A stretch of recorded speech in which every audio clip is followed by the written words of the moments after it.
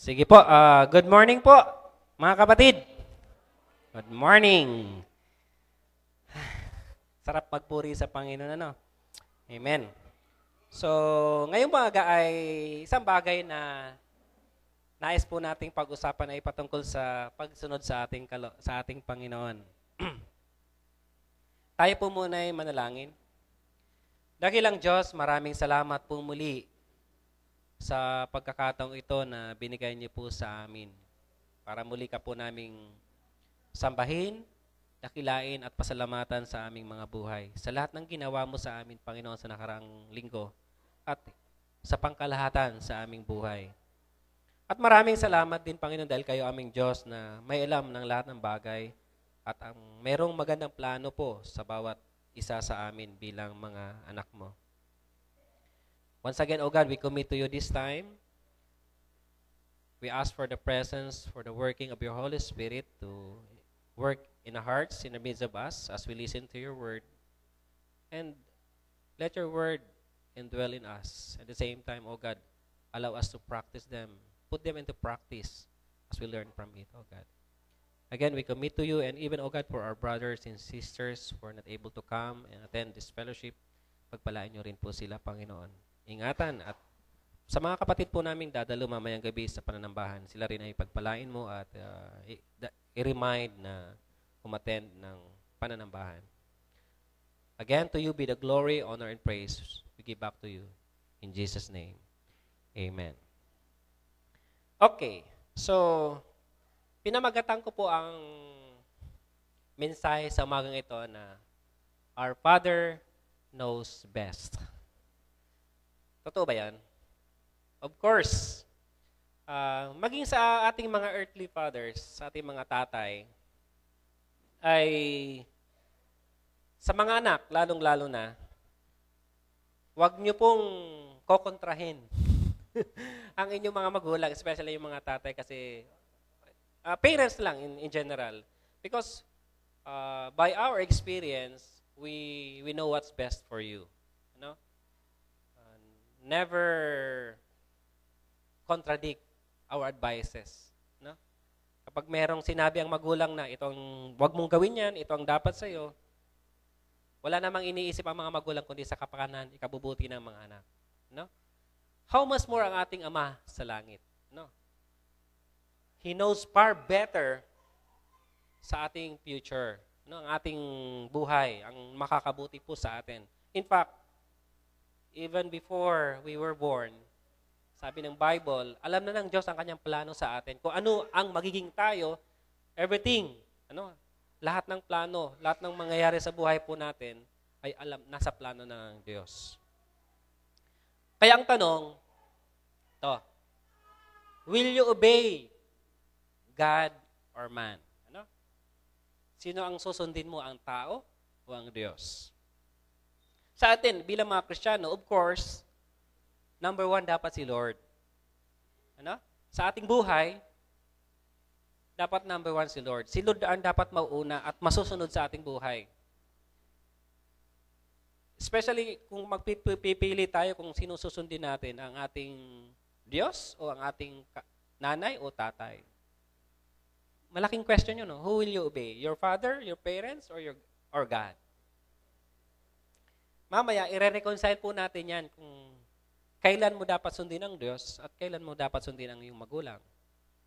Pero sasabihin ko po sa inyo, mas ikabubuti po natin kung sundin natin ang Diyos sa ating buhay.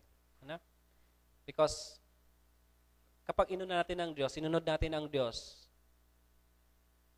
kaya niyang gawin ang lahat ng bagay para yung ating magulang ay maunawaan niya kung bakit inuna natin ang Diyos as we go along. So the question is, will you obey? Who will you obey? God or man?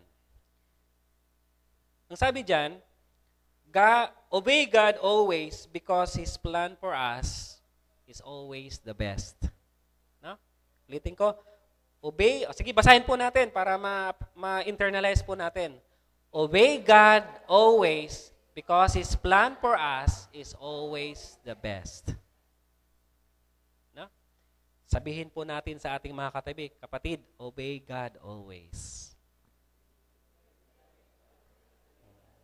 Parang yung smile natin parang half-hearted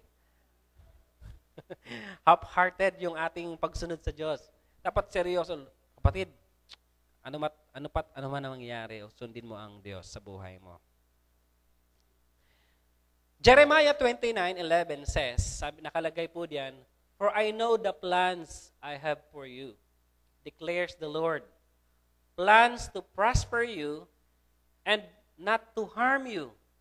Plans to give you hope and a future." So dito pa lang mga kapatid, wala tayong pwedeng maging rason para hindi sundin ang Diyos sa ating buhay. Kasi diyan mismo, alam na alam ng Diyos ang kanyang plano sa atin. Ano? At ano ang plano niya? To prosper us. At hindi tayo pahirapan o ipahamak. No? Plans to give you hope. Meron kang pag-asa. And ultimately, a future. A bright future. So we have no reason not to obey. Dito pa lang sa verse na yan, actually, napakaraming mga Kristiyano ang paborito ang verse na to. No? That gives them hope and assurance that God is in control. God has a best plan for them. O sa ating lahat, bilang mga Kristiyano. In fact, throughout our lives, we always have to make a choice. We always make choices. Have to make choices. Pwedeng sa isang desisyon, sa isang circumstance sa ating buhay, ano ang ating pipiliin? Sa kaliwa, sa kanan, sa gitna, sa taas o sa baba? We always have to make choices sa buhay po natin. Pero sa ating paggawa ng ating mga desisyon o choices sa buhay, God always provides a direction or a command. Always obey God. No? Sa bawat desisyon na gagawin po natin, and every situation, next slide, we always have to choose whether we are going to follow our own plan or follow God's plan. No? Kasi kung susundin po natin yung sarili nating kagustuhan o plano ng tao, kung meron man ibang tao na nagpaplano para sa nag-a-advise sa atin, ang sabi po diyan, mas maganda sundin ang plano ng Diyos para sa atin. Yung ways, no? Kasi minsan God's ways actually are better than our ways, ano? No? His thoughts are different from our thoughts. Kung ano yung kinalakihan natin, usual pattern dito po sa mundo, ibang-iba sa plano ng Diyos. So, ulitin ko mga kapatid, sa buhay po natin dito sa lupa, palagi ho tayong magdi-decide. No? Palagi ho tayong pipili ng desisyon. Whether it could be good choice or bad choice. No? Dalawa lang naman ang mapupuntahan niyan. It's either mapasama or mapabuti yung ating desisyong ginawa. Pero ang point is, we need God to guide us so that malalaman po natin o mapipili po natin yung tamang desisyon sa buhay. God's plan is always much better than our own plans. No? Yung ating insight po kasi maikli. Ang ating foresight maikli. Pero God knows. Bago pa man mangyari ang buhay, isang bagay, alam na ng Diyos ang mangyayari. No? So, kaya mas magandang ma-realize po natin na sa bawat desisyon na ating gagawin ay inahanap po natin o tinatanong natin kung ano ang kalooban ng Diyos sa atin. And if we follow God's plan, kapag sinunod po natin ang kalooban ng Diyos, we should choose to criteria to enable us to know and execute God's plan and purpose and ultimately receive His blessings sa ating buhay. No? Let's repeat.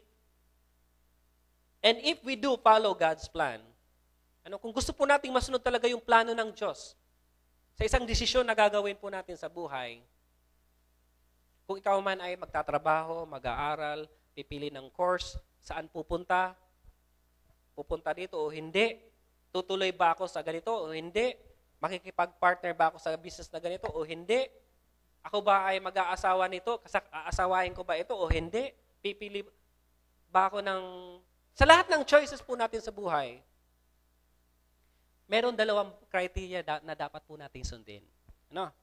Dalawa lang po ang gusto kong bigyan ng emphasis sa gabing ito. For us to know and execute God's plan and purpose and ultimately receive His blessings sa ating buhay. Because sabi ko nga kanina, our Father in heaven knows best. What's best for us. Because He has a plan. He has a plan that is best and that will ultimately give us a future and prosperity sa buhay. Now, tingnan po natin ang isang kwento sa Biblia tungkol sa isang tao na mas pinili niya ang desisyon ng Diyos sa kanyang buhay. Sa una, meron siyang sariling plano, sa kanyang circumstance sa buhay. Ngayon, at sabi niya naman, tama naman itong gagawin kong desisyon, wise naman ito eh. At sa tingin ko, mabuti naman ito, sabi niya. Kasi tanggap naman ng gobyerno, tanggap naman ng society. Ito naman talaga yung nasa batas. Wala naman akong gagawing masama. Kapag ito ang sinunod ko, yun naman ang nararapat. Pero mayroong ibang plano ang Diyos na sinabi sa taong ito na biglang nagbago. Bigla niyang binago yung kanyang desisyon at sa halip na sarili ang kanyang masunod, sinunod niya ang Diyos. Buksan po natin ating mga Bible sa Matthew chapter 1, verse 18 to 24. I'm sorry. Pahiram nga ako ng Bible. Sorry. Sino bang pwede magpahiram sa akin ng Bible? Kasi ayaw kong alisin sa outline ko yung aking outline. Baka mahirapan ako mamaya. Sige. Sinadya ko talagang wag ilagay yung teksto para at least mahalaga pa rin yung meron tayong Bible. Chapter 21, at wala nga akong dala. I'm sorry. Kasi yung Bible ko nandito sa aking notebook. Kaya lang naka-open yung aking outline kaya para hindi na mahirapan. So 18 to 24. Babasahin ko po. Pwede na, sabahin niyo po ako silently sa inyong pagbasa. Okay. Verse 18. This is how the birth of Jesus Christ came about. His mother Mary was pledged to be married to Joseph. But before they came together, she was found to be with child through the Holy Spirit. Because Joseph, her husband, was a righteous man and did not want to expose her to public disgrace, he had in mind to divorce her quietly.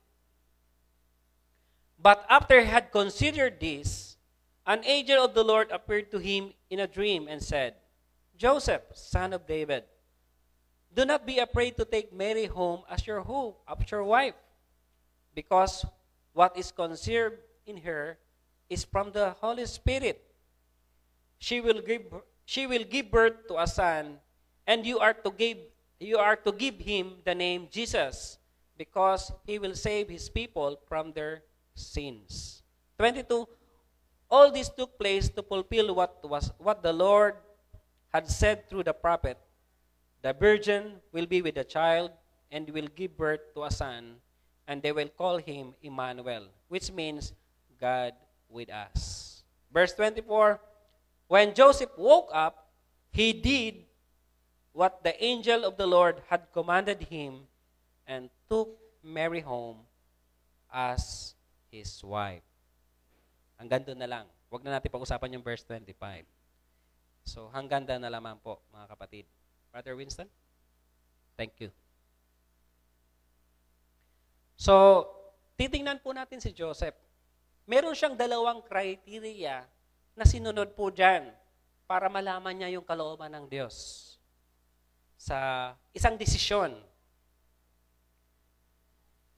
Tingnan po muna natin yung plano ni Joseph sa verse 18 to 20. And nakalagay po dyan, this is how the birth of Jesus Christ came about. His mother Mary was pledged to be married to Joseph, but before they came together, she was found to be with a child through the Holy Spirit. Sa verse 19, ang pakalagay po mga kapatid, because Joseph, her husband, take note, her husband, asawa, ime-marry pa lang, pero husband na ang ginamit na term, was a righteous man and didn't want to expose her to public disgrace. He had in mind to divorce her quietly. Di pa nga kinakasal, pledged to be married, pero husband na ang term na ginamit at i-divorce na. Di pa nga nakasal. So titingnan po natin ang konteksto niyan. So ano yung plano ni Joseph? Ano?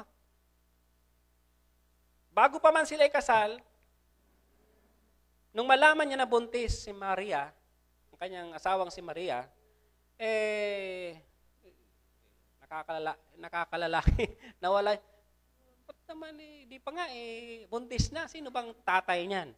No. So nung malaman niyang buntis, remember, hindi pa siya kinakausap ng angel, ano? Nalaman niya buntis, siguro napansin niya, nagdudual o meron mga signs na buntis, no? So, sabi niya, i-divorce ko na lang ito si Mary. Pero para hindi naman siya kahiya-hiya ba? Kasi sa kulturo ng mga Israelita, kapag nalaman ng isang babae na buntis na walang asawa, anong ginagawa? Binabato hanggang mamatay, no? So, meron siyang paring pagkaawa kay Mary sa kanyang nobya. O asawa na yan kasi. So, i-divorce niya na lang para at least tahimik.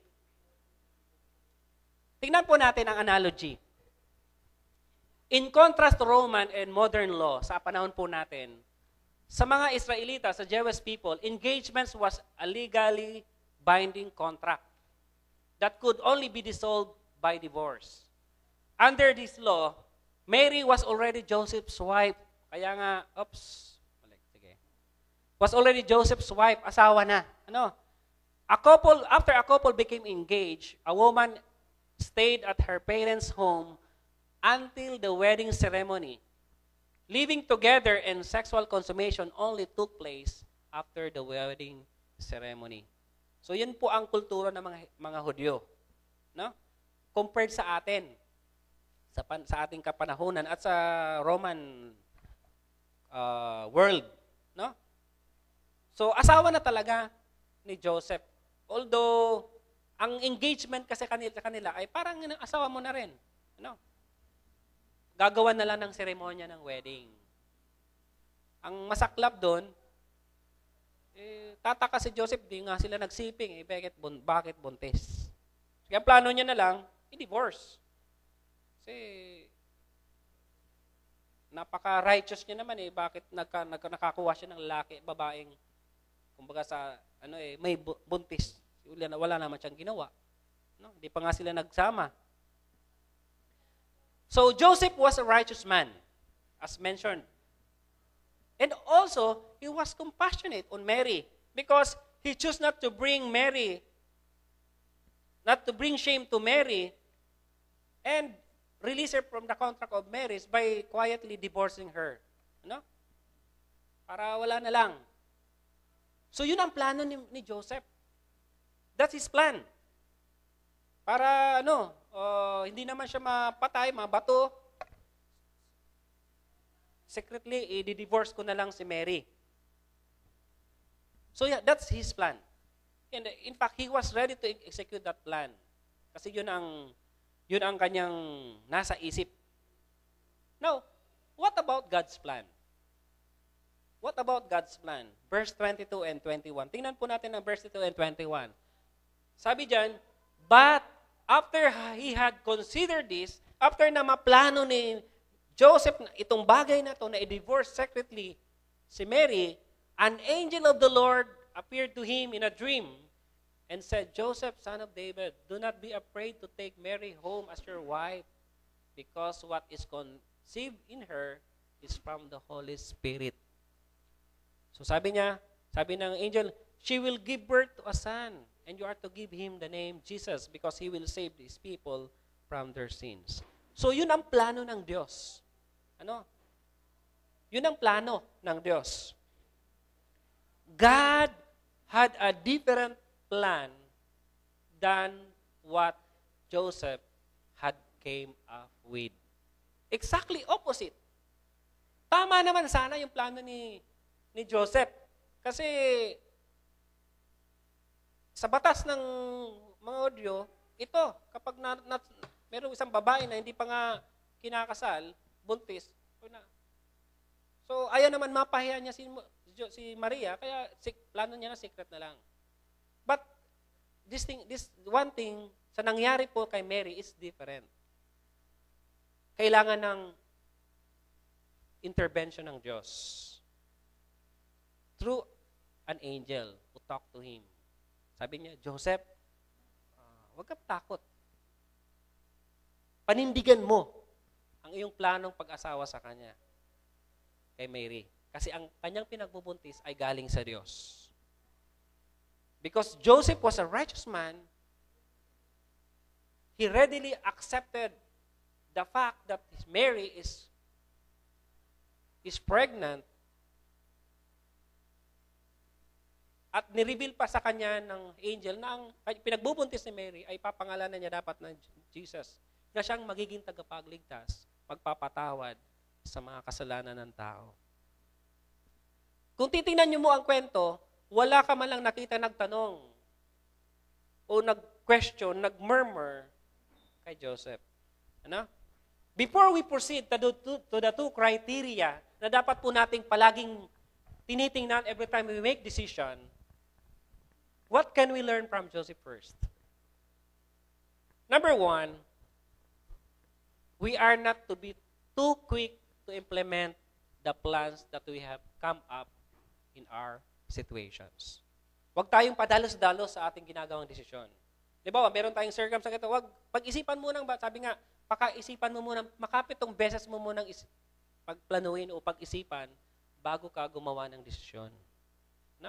Huwag po tayo dapat na mga madaling mahumusga, madaling magdesisyon. Number two, in fact, we should not execute any plan until we have heard from God. Of course, we should, because we are Christians. Masasabi pa naman natin na tayo, Lord, you are my Lord, you are my Savior. Tapos hindi naman talaga Lord si Jesus sa ating buhay. So, we should not execute any plan or decision, or we should not make decisions right away, not until we have heard from God. Marami akong karanasan sa pagdesisyon na palagi akong napapagalitan ng aking may bahay. Kasi ako impulsive. Minsan, hindi ko pinag-iisipan yung mga desisyon ko, kaya napapagalitan ako. Totoo nga naman pala. Nung pinag-aaralan ko po ito mga kapatid,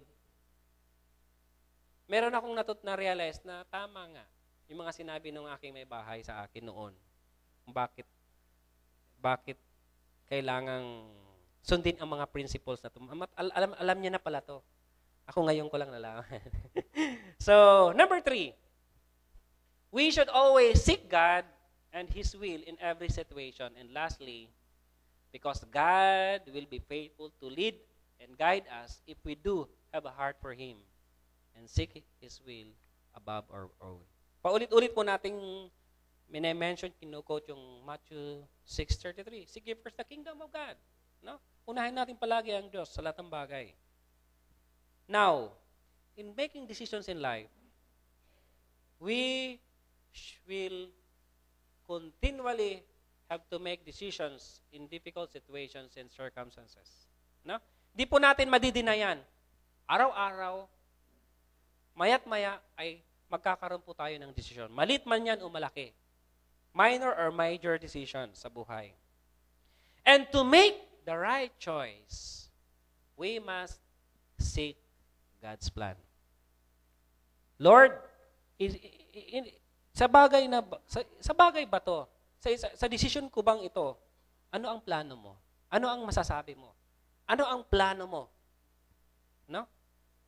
Sa school, sa trabaho, o sa anumang relations. Palagi po natin dapat tinatanong ang Diyos. Now, how do we know God's plan? Paano natin malalaman na nasumpungan nga natin ang plano ng Diyos, yung gusto ng Diyos kaysa sa atin? Kasi sabi nga natin kanina, God knows what is best for us. He has His plan for us. Mas maganda pa ang plano ng Diyos. And it's always the best. The question is, how do we know we have found God's plan? Paano natin malalaman na yung desisyon po natin ay coincident sa kalooban ng Diyos? Yun nga ang plano ng Diyos. Yun nga ang gusto ng Diyos sa ating buhay. The two criteria that I've mentioned to you earlier, ito. Number 1, God's plan will always line up with His Word. Mamaya ipapaliwanag ko po yan. Number 2, we will have a peace that God gives us about the plan. Dapat, para malaman natin na yung plano nating ginawa ay talagang kalooban ng Diyos, ito ay God's will talaga, dapat merong confirmation sa salita ng Diyos. Merong revelation. Hindi contradicting sa salita ng Diyos. Sample na lang. Ako ba ay mag-aasawa na non-Christian? Very clear. No. Because it's contradicting sa Word of God. Diba? Do not be equally yoked with unbelievers. No? Doon pa lang, malalaman na natin na hindi kalooban ng Diyos. Tama ba ako mag-boyfriend na ng Christian? Hindi. Tama ba ako makipag-partner sa hindi mananapat? Hindi. Pangalawa, payapa. Ano? Meron kang peace, hindi ka naggumawa ka ng decision pero meron kang worry, meron kang pag-aagam-agam, hindi ka sold out sa decision mo. That's one thing na hindi kalooban ng Diyos. Wala kang peace of mind. No?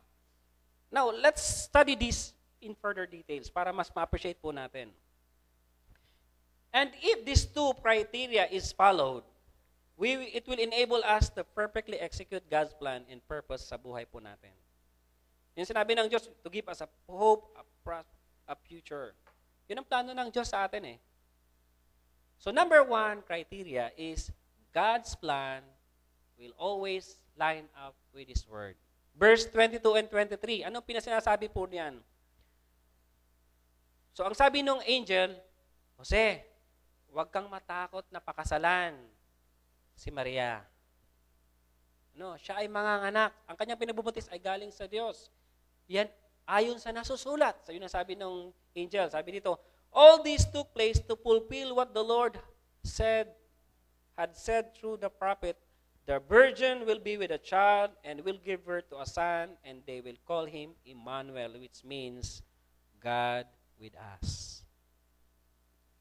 That's a good revelation.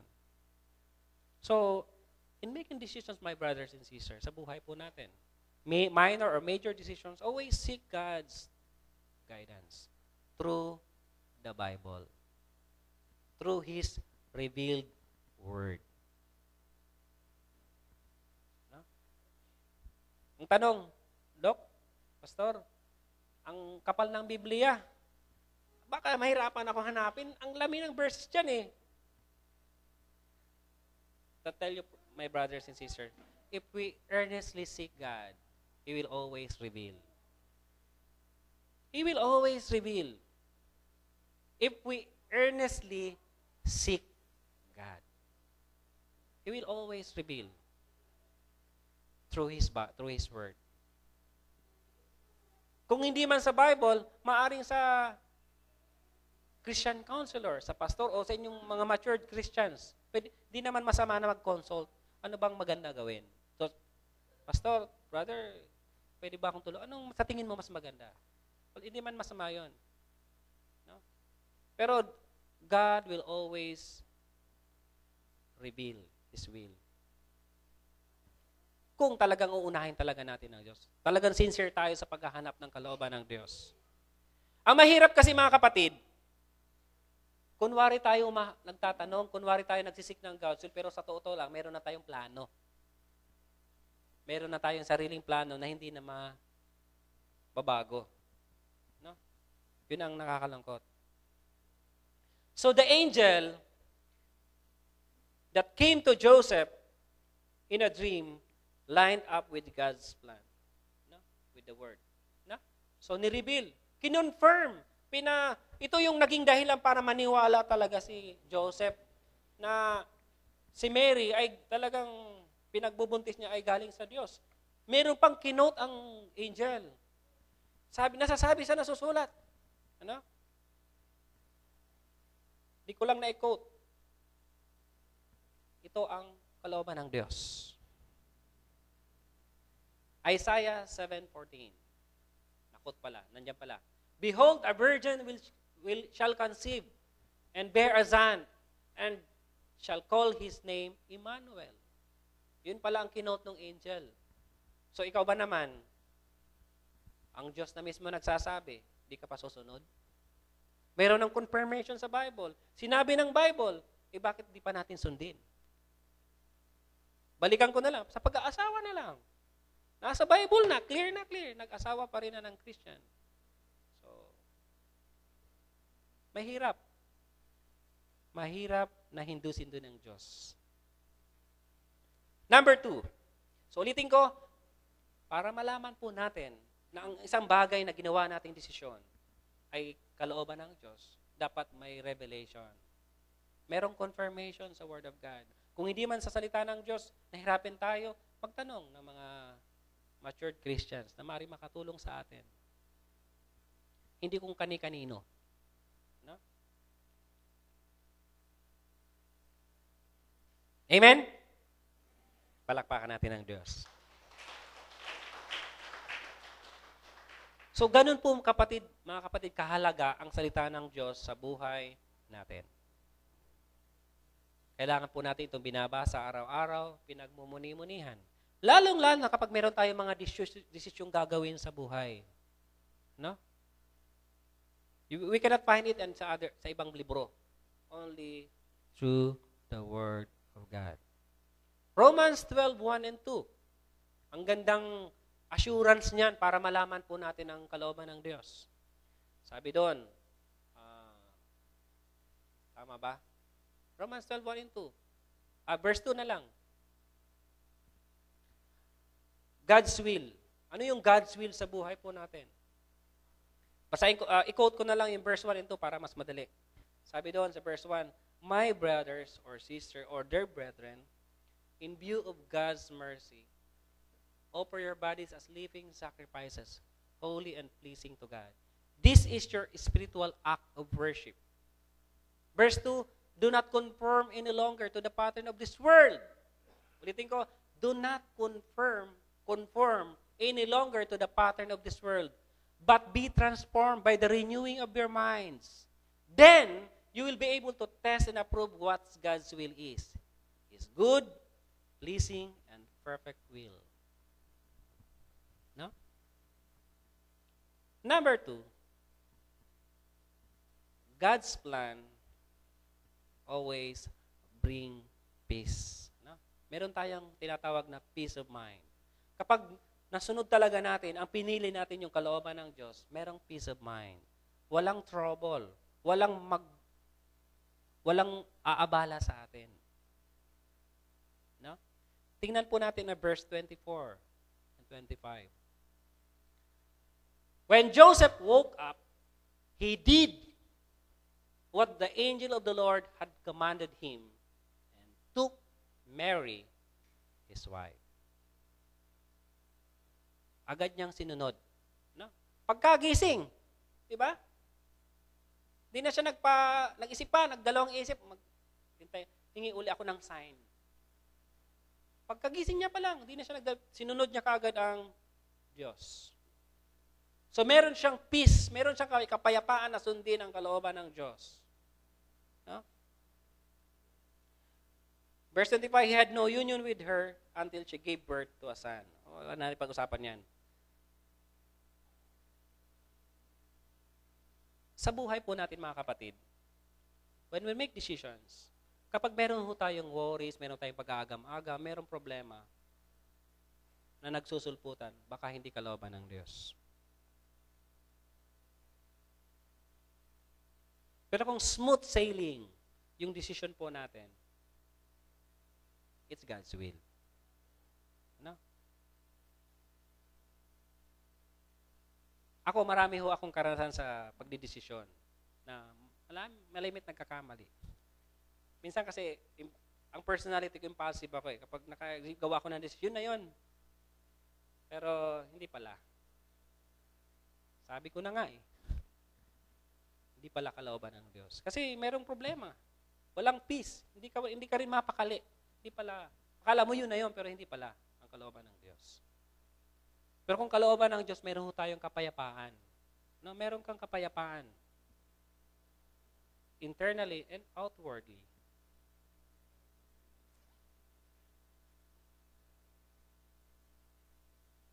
So yun po mga kapatid, ang dalawang bagay na dapat po nating bigyan ng pansin kapag tayo gumagawa ng desisyon na natutunan po natin kay Joseph.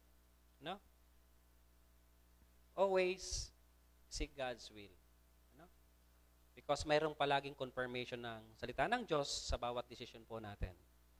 At kapag napili po natin ang kalooban ng Diyos, yun po natin ang sinod, meron po tayong kapayapaan. No? Meron tayong peace sa buhay po natin. No? Kasi we are in line of God's will. No?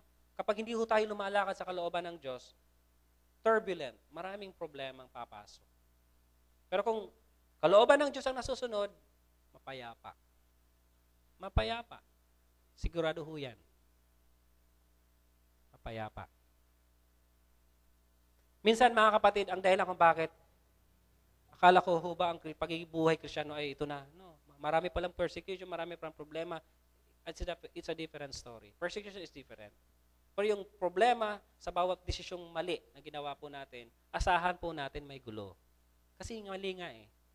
Pero kung kalooban ng Diyos, straightforward na sinunod po natin, payapa. Payapa. Kasi yun naman ang promise ng Diyos eh. So sa buhay ni Joseph, he received God's plan that lined up with God's word. And he received a peace from God that passes all understanding. Hindi na niya inisip. Ano pang sabihin ng mga tao, basta importante sa akin, masunod ko ang Diyos. Kasi as revealed in the Bible, yun ang susundin ko. And this word and peace enabled him to forget his own plan, personal plan, and execute God's plan instead. The question is, sa tingin nyo ba nung matapos pakasalan ni Joseph, si Mary ay ayos na? Tingin nyo? Ayos na? Sinunod niya right away. Ano sa tingin nyo? Marahil maraming pangungutya. Oh, kakakasal pa lang, bakit ang agang lumaki ka agad ang tiyan? Baka nauna. Mga ganong question. Pero hindi ho yung pinansin ni Joseph. Ang mahalaga sa kanya, ang kalooban ng Diyos, ang kanyang sinusunod. Minsan may mga pagsubok. How genuine we are sa pagsunod sa ating Diyos. Yung tinatawag na testing ng ating faith. Faith yung pinairal po dito ni Joseph. Nanampalataya siya sa Diyos na ang kanyang asawang si Maria nagbubuntis ay si Jesus ang pinagbubuntis. Yun ang kanyang pananampalataya. No? Isa siguro sa trial na buntis ang anak ko, bakit nanganak sa sabsaban sa kulungan ng hayop? Revealed din yun ng Bible eh. Manganak sa manger eh. So, merong pagsubok pa rin. Bagamat may peace po tayo, hindi ho yun maalis. Merong inner peace sa atin, pero pag may mga testing na darating sa buhay po natin to test our genuinity, kung how genuine we are sa pagsunod sa Diyos. So sa ating pagtatapos mga kapatid, God's plan for our life in each situation and every circumstance is far better than our own plans. That's the fact. Yung plano ng Diyos is far better than our own plans. So saan pa tayo susunod? Of course, sa Diyos. Huwag nating sundin yung ating sarili. And as we seek God through prayer, and as we patiently wait on Him, sabi ko nga kanina, He will always reveal. He will always guide us. That's His promise. We cannot question that. And finally, weigh then every decision you make on these two premises. Ano? Kapag meron tayong decisyong gagawin, maliit man yan o malaki, always weigh them on these two premises. Yung dalawang sinabi ko kanina. Number 1, does it line up with God's Word? Meron bang confirmation sa Bible? Because we are Christians. Ang authority ng ating buhay ay ang Bible.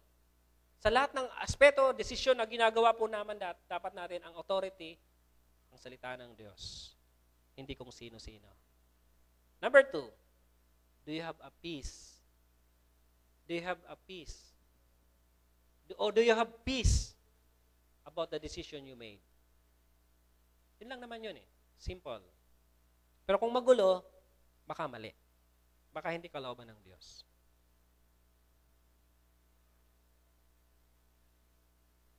Finally, unless you can say yes to those two questions, better yet, continue to pray and wait. Kung ang sagot po natin dun sa dalawang tanong na yon, may revelation ba? Naayon ba sa salita ng Diyos? Wala. May kapayapaan ba ako sa desisyon ko? Wala. O di, wag mo na muna ituloy yung desisyon. Pag-isipan mo pang mabuti at ipanalangin sa Diyos. Na? Tatlo lang naman ang sagot ng Diyos sa mga pinalangin natin. Yes, no, or wait. Pag yes, go ahead. Pag no, wag mo nang ituloy. Pag wait, continue to seek God. Because if you act on your own plan, you will miss God. But if you act on God's plan, He promises blessing. Na? Sige nga, sabihin po natin sa ating katabi, kapatid, if you act on your own plans, you will miss God. But if you act on God's plan, you will. Na?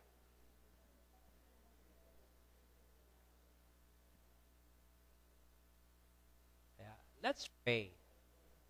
Pray, wait, stay in the Word, and receive God's peace. God bless you, my brothers and sisters.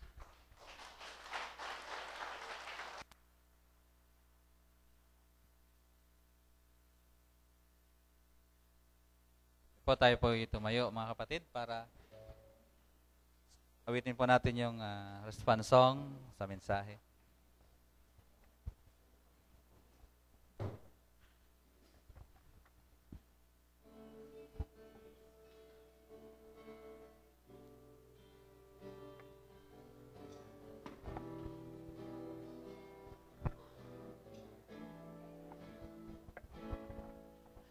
All that I am, all that I have, I lay them down before you, oh Lord.